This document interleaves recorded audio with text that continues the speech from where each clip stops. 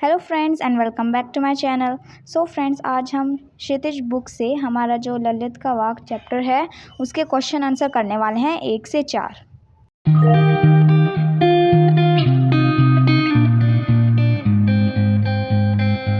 So friends, हमारा पहला question है, रस्सी यहाँ किसके लिए प्रयुक्त हुआ है और वह कैसी है। तो हमें ये जो हमारा पहला वाक्य है इसमें रस्सी का प्रयोग हुआ है, तो इसका हमें ये बताना है, रीज़न बताना है कि ये क्यों प्रयोग हुआ है और वह कैसी है।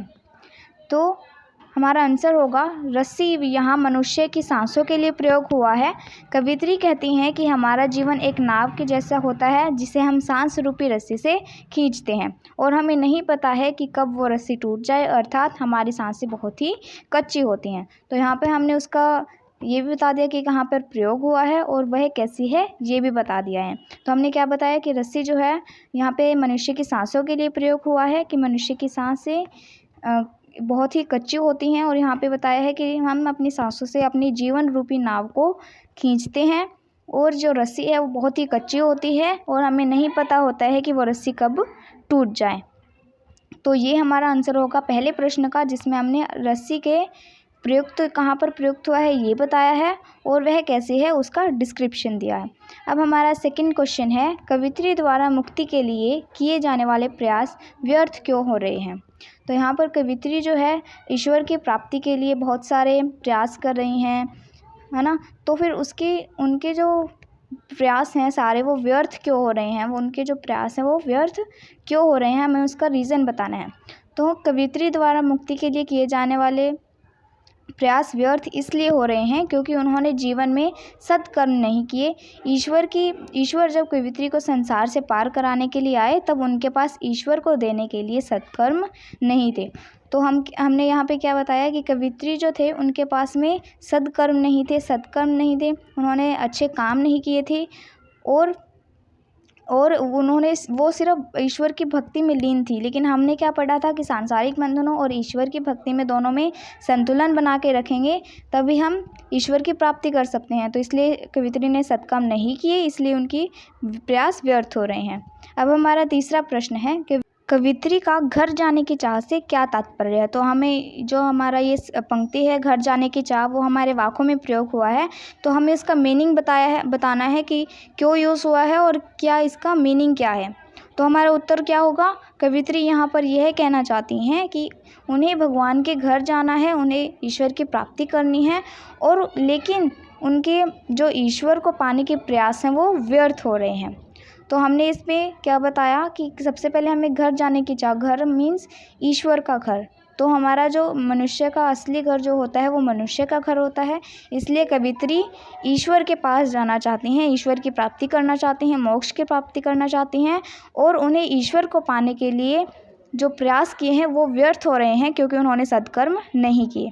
हमारा नेक्स्ट क्वेश्चन है क्वेश्चन नंबर 4, जेब टटोली कौड़ी न पाई। तो इसका हमें भाव स्पष्ट करना है। तो हमें जेब टटोली कौड़ी ना पाई ये कहाँ पर यूज़ हुआ है। कवित्री कहती हैं कि जैसे हम नाव से एक जगह से दूसरी जगह जाते हैं उसी प्रकार दूसरी जगह जाते हैं और उतरने के बाद मांझी को उतराई देते हैं, उसी प्रकार ईश्वर कवित्री को अपने साथ जब लेने आए उस समय कवित्री के पास ईश्वर को देने के लिए एक फूटी कौड़ी भी नहीं थी, अर्थात उनके पास ईश्वर को देने के लिए सत्कर्म नहीं थे। तो इसमें हमने जो हमारा जो वाक्य है उसकी पंक्ति में ये था कि हमने जब जेब टटोली, जब हमने देखा कि देखा हमारी जेब में तो हमारे पास क्या थे, पैसे नहीं थे उतराई के। तो उसी प्रकार जब ईश्वर हमें लेने के लिए आए तब हमारे पास उनको देने के लिए सत्कर्म नहीं थे कि वो हमें अपने साथ ले जाए। तो हम एक जगह से दूसरी जगह से उतरने के लिए जैसे हम नाविक को फिर पैसे देते हैं, उसी प्रकार जब ईश्वर कवित्री को अपने साथ लेने आए थे तब कवित्री के पास ईश्वर को देने के लिए सत्कर्म नहीं थे। तो ये हमारा आंसर होगा 4th क्वेश्चन के क पार्ट का कि जेब टटोली कौड़ी ना पाई, इसका अर्थ भाव स्पष्ट कीजिए। अब हम नेक्स्ट क्वेश्चन पे चलते हैं। हमारा नेक्स्ट क्वेश्चन है खा खाकर कुछ पाएगा नहीं, न खाकर बनेगा अहंकारी। तो यहाँ पर इसका भाव स्पष्ट करना है। ये हमारा सेकंड वाक्य की लाइन है, पंक्ति है। तो हम उत्तर क्या लिखेंगे, कवित्री यहाँ यह कह रही हैं कि अगर हम सांसारिक बंधनों में बंधे रहेंगे तो भगवान को नहीं पा सकते हैं, लेकिन अगर हम सिर्फ ईश्वर की भक्ति में लीन रहेंगे तो भी हम अहंकारी बन जाएंगे।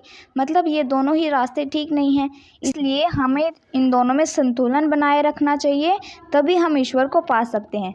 तो इसका हमने भाव स्पष्ट कैसे किया? सबसे पहले हमने ये बताया कि ये मीनिंग क्या है, इन जो लाइन्स हैं वो किसके लिए प्रयोग हुए हैं। तो यहाँ पर कवित्री क्या कह रही हैं कि अगर हम सांसारिक बंधनों में बंधे रहेंगे तो हम भगवान की भक्ति नहीं कर पाएंगे और इस प्रकार से हम भगवान को नहीं पा सकते हैं।